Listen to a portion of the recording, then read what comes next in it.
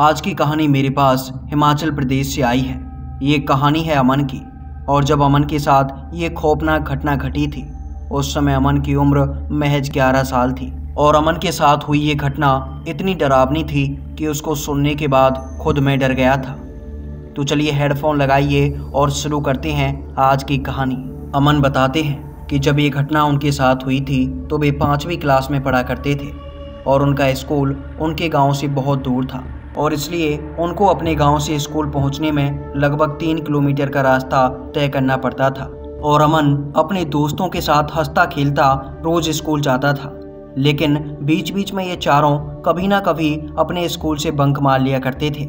और कोई दिन ऐसा होता था जब ये पास वाले जंगल में घूमने के लिए चले जाते थे। लेकिन आज हमारी ज़िंदगी में कुछ अलग हुआ था। जब हम अपने स्कूल पहुंचे तो वहां पर हमारे टीचर बता रहे थे कि पास वाले जंगल में एक बड़े से जानवर को देखा गया है और वो जानवर 2 लोगों को मार भी चुका है, इसलिए कोई भी बच्चा भूलकर भी उस जंगल में ना जाए। जब मैंने और मेरे चारों दोस्तों ने ये खबर सुनी तो हम चारों से रहा नहीं गया। हमने टीचर से पूछा कि आखिर कौन सा जानवर हमारे जंगल में घूम रहा है, लेकिन मेरे पूछने के बाद भी टीचर ने हमें कुछ नहीं बताया।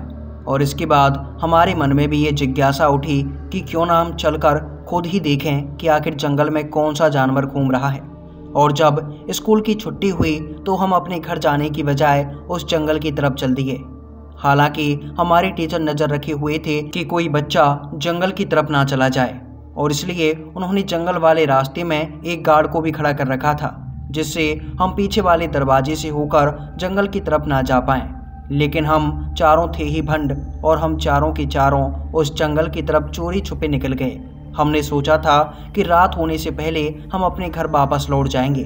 जब हमारे स्कूल की छुट्टी हुई थी तो उस समय शाम के लगभग 3:30 बजे का टाइम हो रहा था और हम ये सोच रहे थे कि 2 घंटे के अंदर हम उस जंगल में घूम आते हैं और उसके बाद अपने घर चले जाएंगे। धीरे धीरे करके हम उस जंगल की तरफ बढ़ दिए। हम उस जंगल के अंदर चले गए क्योंकि वो जंगल हमारे स्कूल से महज आधा किलोमीटर की दूरी के आसपास था। तो हम जल्दी ही लगभग 10 से 12 मिनट के अंदर उस जंगल में पहुंच गए। वहां पर बड़ी बड़ी पहाड़ियां थीं और मुझे पहाड़ियों पर चढ़ने में बहुत मज़ा आता था। और मैं अपने चारों दोस्तों से बात करते हुए एक बड़ी सी पहाड़ी के ऊपर चढ़ गया। हम चारों ही दोस्त उस पहाड़ी की चोटी पर खड़े हुए और इधर उधर पूरे जंगल को देखने लगे। दरअसल उस जंगल में वो चोटी बहुत ऊंची थी, जिससे हमें बाकी के पेड़ छोटे छोटे दिखाई दे रहे थे। और मैं मेरे चारों दोस्तों के साथ जंगल को इधर उधर से देख रहा था। मैं अपने दोस्तों से पूछ रहा था कि कहाँ है वो जानवर, दिखाई नहीं दे रहा। लगता है अमन के आ जाने से यहाँ से डरकर भाग गया है। और इसके बाद हम 5 दोस्तों ने उस पहाड़ी के ऊपर बैठकर थोड़ी सी मस्ती की, लेकिन धीरे धीरे करके सूरज ढलता जा रहा था। जैसे जैसे धूप कम हो रही थी, मेरे बाकी के 4 दोस्त मुझसे कहने लगे कि अमन अब चलो घर चलते हैं क्योंकि सूरज ढलने वाला है और इस जंगल में जानवर को भी देखा गया है। क्या पता वो कोई शेर हो या फिर कोई बाघ। अगर हम उसे दिख गए तो वो हमें भागने भी नहीं देगा। वैसे भी हम बच्चे हैं, चलो नीचे चलते हैं। लेकिन मैंने अपने चारों दोस्तों से कहा, अरे तुम बहुत डरते हो यार, नहीं आएगा कोई शेर बाघ, आएगा भी तो मार दूंगा मैं। 2 भैंसों का दूध पिलाती है मेरी माँ। और मैंने अपने दोस्तों से इतना कहा ही था कि वो एकदम से ठाके लगाकर हंसने लग गए। इसके बाद हमने थोड़ी देर और उस पहाड़ी के ऊपर मस्ती की और हमारी बातों ही बातों में सूरज भी एकदम से ढलने के लिए आ गया। अब एकदम से अंधेरा होने वाला था। क्या होता है कि जब हम अपने दोस्तों में होते हैं तो हमें समय का पता ही नहीं चलता, और हम इसी तरह से बात करते रहे थे, हमें भी समय का पता ही नहीं चला। जब थोड़ा सा अंधेरा होने लगा तो मेरे एक दोस्त ने कहा, चलो अब तो चलते हैं यार, रात हो गई। इसके बाद मैंने हामी भरी और हम 5 ही दोस्त उस पहाड़ी से नीचे उतरने लगे। लेकिन धीरे धीरे करके कोहरा छाने लगा। उस पहाड़ी पर चढ़ तो हम बड़ी आसानी से गए थे, लेकिन वो पहाड़ी काफ़ी ऊंची थी और काफ़ी फिसलन भरी भी थी। ऐसी पहाड़ी थी जिससे आप नीचे से आराम से चढ़ सकते हैं, लेकिन अगर ऊपर से आप उतरोगे तो आपको काफ़ी समस्याओं का सामना करना पड़ेगा। और इसीलिए हमको इस पहाड़ी से उतरने में ही काफ़ी टाइम लग गया था। जब हम पहाड़ी से नीचे उतरे तो जंगल में खूब अंधेरा हो चुका था। दरअसल सर्दियों का मौसम था और सर्दियों के मौसम में कोहरा भी बड़ी जल्दी हो जाता है। और कोहरा इतना था कि हमें अपने आसपास की कोई भी चीज साफ नजर नहीं आ रही थी। हम 5 दोस्त एक दूसरे का हाथ पकड़कर जंगल से जल्दी जल्दी निकलने लगे। और हम जल्दी से जल्दी अपने घर पहुंचना चाहते थे, क्योंकि मुझे लग रहा था कि अब मेरे पापा मुझे बहुत मारेंगे। क्योंकि मेरे पापा की आदत है कि जब भी अपना काम करके घर वापस लौटते हैं तो आते ही मुझसे पूछते हैं कि क्या तुमने स्कूल का होमवर्क पूरा किया या नहीं।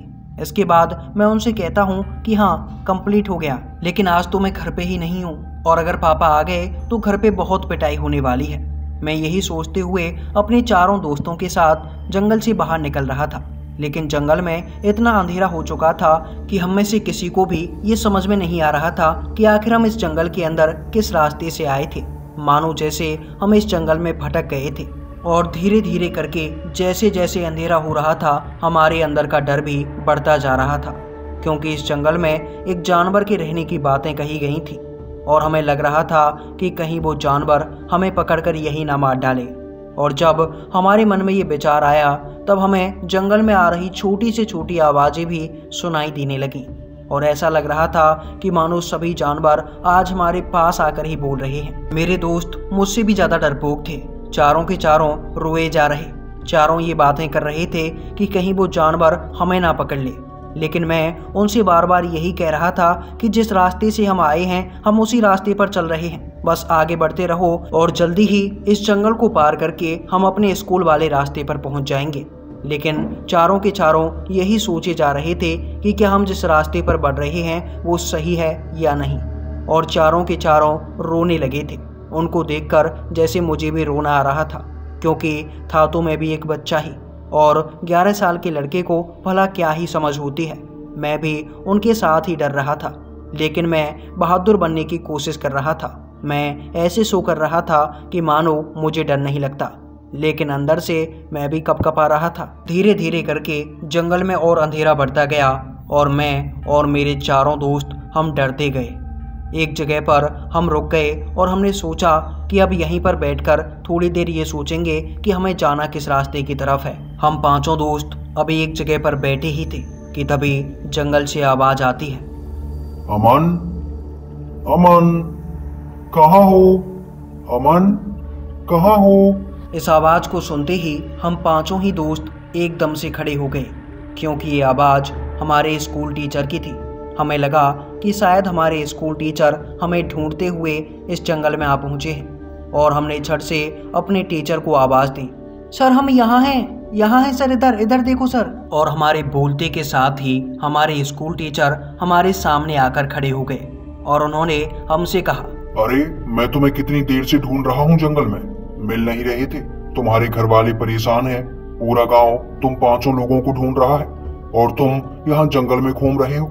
चलो स्कूल की तरफ चलते हैं। हमारे टीचर के ऐसा कहने के बाद हम पांचों ही दोस्त उनके पीछे पीछे चल दिए और जब हम उनके पीछे पीछे चलने लगे तो हमें कुछ अजीब सा लग रहा था। और ऐसा इसलिए था क्योंकि हमें चलते चलते लगभग आधा घंटा हो चुका था, लेकिन हमारे सर ने एक बार भी पीछे मुड़कर नहीं देखा था और ना ही उन्होंने रास्ते में हमसे कोई बात की थी। हमारे सर का ये व्यवहार मुझे थोड़ा अटपटा लगा, क्योंकि ये सर हमसे अक्सर बात किया करते थे और ऐसा हो ही नहीं सकता कि ये आधा घंटा हमारे साथ रहें और हमसे बोले ही ना। इसलिए मैंने अपने सर से पूछा, सर आधा घंटा हो गया, अभी तक जंगल पार नहीं हो रहा है। ऐसा नहीं लग रहा है कि हम अलग रास्ते पर चल रहे हैं? कहीं हम रास्ता तो नहीं भटक गए? अरे नहीं नहीं, सही रास्ते पर हैं। तुम भटक गए थे, मैं तुम्हें सही रास्ते से ले जा रहा हूँ। समय तो लगेगा ही ना। सर ने चलते चलते ही बिना पीछे मुड़े ऐसा कहा और हम फिर से उनके पीछे पीछे चलने लगे। सर को चलते चलते 1 घंटा हो गया और हमें भी चलते चलते 1 घंटा हो गया था, लेकिन अभी तक हमारे स्कूल वाला रास्ता नहीं आया था। मैंने फिर से अपने सर से पूछा, सर लगता है हम रास्ता भटक गए हैं सर, वापस चलते हैं। जिस रास्ते से आए थे शायद वही सही रास्ता था, आप गलत ले जा रहे हो सर। अरे नहीं, सही रास्ते पर तो जा रहा हूँ, रास्ता यहीं से मिलेगा। ऐसा कहने के बाद सर फिर से चलने लगे। मैं अपने चारों दोस्तों से बातें करते करते फिर से सर के पीछे चलने लगा। मेरे चारों दोस्त डर कर ये कह रहे थे, भाई इस जंगल में ना जानवर भी रहता है, सर से कहो हाथों में लाठी ले लें, कहीं रास्ते में मिल गया तो चिपका देगा अपन को। हम पांचों ही दोस्त अभी ऐसी बातें कर ही रहे थे और थोड़ी देर के लिए हम पांचों का ध्यान हमारे टीचर के ऊपर से हट गया था और जब हमने हमारे टीचर की तरफ दोबारा देखा तो हमें वहां पर कोई भी नजर नहीं आया। हम पांचों एकदम से डर गए। हमने सोचा कि सर कहाँ गए, लेकिन सर एक पेड़ के ऊपर बैठे हुए थे और लगातार हमें ही घूरे जा रहे थे। मेरे एक दोस्त ने सर को देखकर कहा, सर आप उस पेड़ के ऊपर क्यों बैठ गए? आगे चलते हैं, गांव भी तो जाना है। लेकिन हमारे सर एकदम से उस पेड़ के ऊपर बैठे बैठे एक बड़ी सी जानवर में बदल गए। वो जानवर मैंने अपनी ज़िंदगी में पहली बार देखा था, क्योंकि इस तरह का काला जानवर मैंने कभी नहीं देखा। ये जानवर कुछ कुछ जानवरों की तरह और कुछ कुछ इंसानों की तरह लग रहा था। उस जानवर को देखते ही मैं और मेरे चारों दोस्त एकदम से डर गए और हम इधर उधर भागने लगे। जंगल में हमारा जहां मन हो हम वहां भागे जा रहे थे और इसी भगदड़ में हम पांचों ही एक दूसरे से अलग हो चुके थे। हम पांचों ही दोस्त जंगल में इधर उधर भागे जा रहे थे और चीखे चिल्लाए जा रहे थे। थोड़ी देर भागने के बाद मेरी सांसें फूलने लगीं और मैं एक पेड़ के नीचे रुक गया। मैं थककर उस पेड़ के नीचे बैठा ही था कि तभी मेरे कंधे पर अचानक से कोई गरम गरम सी चीज़ गिरी। जब मैंने अपने कंधे पर हाथ रखकर देखा तो मुझे पता लगा कि ये खून था और ये खून मेरे कंधे के ऊपर बार बार टपक रहा था। मैंने जैसे ही ऊपर देखा तो मुझे पता लगा कि मेरा एक दोस्त उस पेड़ के ऊपर एक सूखी टहनी से अटका पड़ा है। वो टहनी उसके पेट से आर पार निकली हुई थी और मेरा दोस्त उस पेड़ पर मर चुका था और उसका खून था जो कि बहकर मेरे कंधे के ऊपर गिर रहा था। अपने दोस्त को इस हालत में देख एकदम से मैं चीख पड़ा और उस पेड़ के नीचे से खड़े होकर अपने गांव की तरफ भागने लगा। लेकिन मुझे जंगल में ये समझ नहीं आ रहा था कि गांव की तरफ जाने का रास्ता किस तरफ से है और मैं जंगल में इधर उधर भागे जा रहा था। एक जगह पर मैंने देखा कि मेरे तीनों दोस्त एक जगह पर खड़े हुए थे और उनके साथ एक और लड़का खड़ा हुआ था जो कि हूबहू मेरी तरह ही दिखाई दे रहा था। ये देखकर मैं एकदम से डर गया, क्योंकि मेरे उन दोस्तों के साथ आखिर मेरे रूप में कौन खड़ा था। मैं एक पेड़ के पीछे छुपकर ये सब नज़ारा देखने लगा। मुझे पता लगा कि मेरे रूप में खड़ा हुआ वो लड़का मेरे दोस्तों से कह रहा था, ऐसा करो मेरे पीछे पीछे आना, मुझे गांव का रास्ता पता चल चुका है। और मेरे तीनों ही दोस्त उसके पीछे पीछे चल रहे थे और धीरे धीरे करके मैं भी उनके पीछे ही जा रहा था। और तभी अचानक से मैंने देखा कि जो मेरे दोस्त मेरे हमशक्ल के पीछे चल रहे थे वो एकदम से धड़ाम से एक जगह पर गिर पड़े और जिस जगह पर वे गिरे थे उस जगह पर कई नुकीली और सूखी हुई लकड़ियां पड़ी थीं और मेरे दोस्त उन लकड़ियों के ऊपर ही गिरे थे। मेरे दो दोस्तों के शरीर के आर पार से वो सूखी लकड़ियां निकल चुकी थीं और वहीं पर मेरे उन दोनों दोस्तों की दर्दनाक मौत हो गई। मेरा एक दोस्त जो कि अभी बचा हुआ था वो ये नज़ारा देखकर वहाँ से एकदम से भागा और मैं भी उसको एकदम से आवाज़ देते हुए उसकी तरफ भागा। लेकिन मुझे देखते ही जो मेरे जैसे रूप का लड़का वहाँ पे खड़ा हुआ था वो ज़ोर ज़ोर से हंसने लगा और एकदम से फिर से एक बड़े से जानवर के रूप में बदल गया और वो हम दोनों का पीछा करने लगा। मेरा वो दोस्त मेरा हाथ पकड़कर भाग रहा था और हम दोनों ही जंगल में इधर उधर भागे जा रहे थे। लेकिन हमें अब तक ये समझ नहीं आ रहा था कि आखिर जंगल से बाहर निकलने का रास्ता किस तरफ है। हम जंगल में इधर उधर भागे जा रहे थे कि तभी हमें एकदम से एक रास्ता नजर आया और हम दोनों ही उस रास्ते पर भागने लगे। हमें ऐसा लग रहा था कि मानो ये वही रास्ता है जिस रास्ते से हम इस जंगल के भीतर आए थे और जल्दी ही हमने वो रास्ता भी पार कर लिया। और उस रास्ते को पार करते ही जिस जगह पर हम पहुंचे थे वो जगह हमारी जानी पहचानी जगह थी। हमें लगा कि मानो हम उस रास्ते पर आ चुके हैं जहां पर हमारा स्कूल पड़ता है और हम हमारे स्कूल की तरफ भाग रहे थे। भागते भागते हम बहुत थक चुके थे, लेकिन मरने के डर से हम दोनों ही अपने स्कूल की तरफ भागे जा रहे थे। थोड़ा आगे जाने पर हमें जलती हुई मसालें नजर आईं और उस रोशनी की तरफ हम भागने लगे। दरअसल हमारे गांव वाले हम पांचों दोस्तों को ढूंढते हुए इस जंगल के पास आ पहुंचे थे। हम जल्दी से भागकर उन लोगों के पास गए। हमें देखते ही हमारे गांव वालों ने हमें चारों तरफ से घेर लिया और हमसे पूछने लगे कि तुम कहाँ गए थे और तुम्हारे साथ जो 3 दोस्त थे वो कहाँ रह गए। हमने डरते डरते गांव वालों को पूरी घटना बताई थी और मैंने अपने गांव वालों से कहा था कि हमारे टीचर ने हमारे तीनों दोस्तों को मार दिया। लेकिन हमारे टीचर वहीं खड़े थे। उन्होंने कहा कि मैं तो तब से गांव वालों के साथ ही था और तुम्हें ढूंढ रहा था।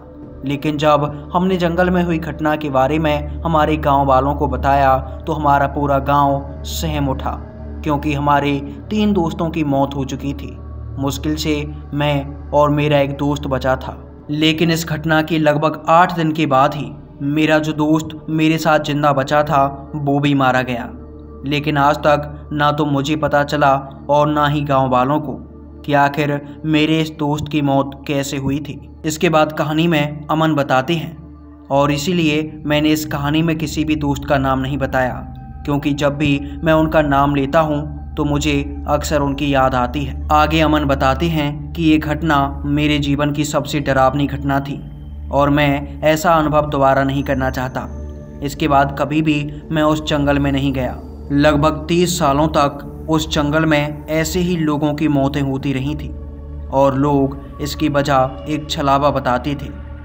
लोग कहते हैं कि जो मुझे टीचर के रूप में मिला था वो एक छलावा था। अब इस घटना को लगभग 40 साल बीत चुके हैं और अब उस जगह का माहौल एकदम से बदल चुका है।